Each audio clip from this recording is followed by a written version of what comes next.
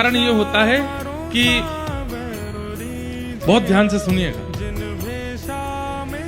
हमारे परिवार के पूर्वज जब प्रस्थान कर जाते हैं तो प्रस्थान करने के बाद जब ठाकुर जी के सन्मुख वे पहुंचते हैं तो ठाकुर जी उनको अपने निजलोक में निवास दे देते हैं। तब ठाकुर जी से हमारे ही वे जन जाकर के प्रार्थना करते हैं, मैं सराफ परिवार से आया हूँ या मैं उपाध्याय परिवार से आया हूँ, हे नाथ मेरे बच्चे, मेरी बहुएं, मेरे बालक, ये सब लोग मेरे से बहुत प्रेम करते थे, बहुत स्नेह करते थे। अब तो मेरा संबंध इनसे टूट चुका है, पर फिर भी नाथ मैं बस इतनी कृपा आपसे चाहता हूं कि इस परिवार पर कृपा बनाए रखना। हमारे पितृ जाकर के ठाकुर जी से हमारी प्रार्थना करते हैं कि आप इन पर कृपा बनाए रखना ठाकुर जी।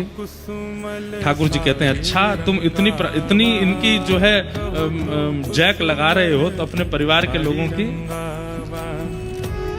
देखते हैं श्राद्ध पक्ष में तुम्हारा श्राद्ध ये लोग कैसे करेंगे। तो जब उसकी श्राद्ध तिथि आती है हमारे पितृ की, और उस दिन जब परिवारी जन कुछ भी विशेष नहीं करते और बिल्कुल अश्रद्धा पूर्वक करते हैं, तब ठाकुर जी मंद मंद मुस्का करके व्यंग कसते हैं, देखो तुम्हारे परिवार के लोग क्या कर रहे हैं, कुछ भी नहीं, श्राद्ध के नाम पर केवल खाना पूर्ति जैसी कर रहे हैं, और तुम इन्हीं की हमसे प्रार्थना कर रहे थे कि इन पर कृपा बनाए रखना, इन पर अच्छे रखना, इनको भला रखना। तब हमारे पितृ नाराज नहीं होते, दुखी हो जाते हैं। वे कहते हैं ठाकुर जी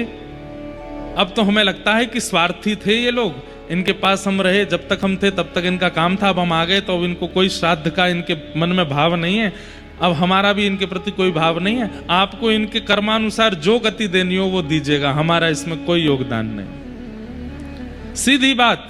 कोई व्यक्ति आपके ऊपर छतरी लेकर के चल रहा था कि आपको धूप ना लगे, ताप ना लगे, बारिश ना हो,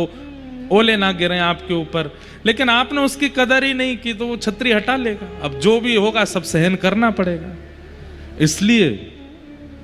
श्राद्ध पक्ष में हमारे यहां आज्ञा की गई कि अपने पितरों का, पूर्वजों का स्मरण किया करो। पितृदोष का